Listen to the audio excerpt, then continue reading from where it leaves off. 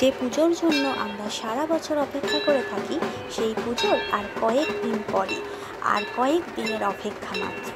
ইছাপুর মাঝের পাড়ায় তারামা কমিটি আয়োজিত তারামা পুজো অনুষ্ঠিত হতে চলেছে 12ই জুলাই শনিবার। তাই আজ মায়ের ধ্বজা তোলা হলো। এই দিন আমাদের এখানে ঠান্ডা উপোস পালন করা হয়।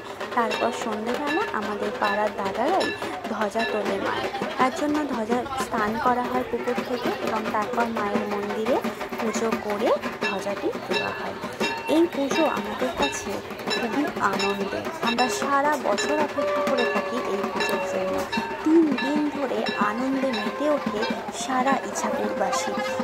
শনিবার দিন পুজো, রবিবার দিন বিভিন্ন সাংস্কৃতিক অনুষ্ঠান, এবং সোমবার হয় মায়ের বিসর্জন। এই 3 দিন মা আমাদের মধ্যে অনেক আনন্দ নিয়ে আসে। মা সকলকে ভালো রাখুক, এটাই চাই।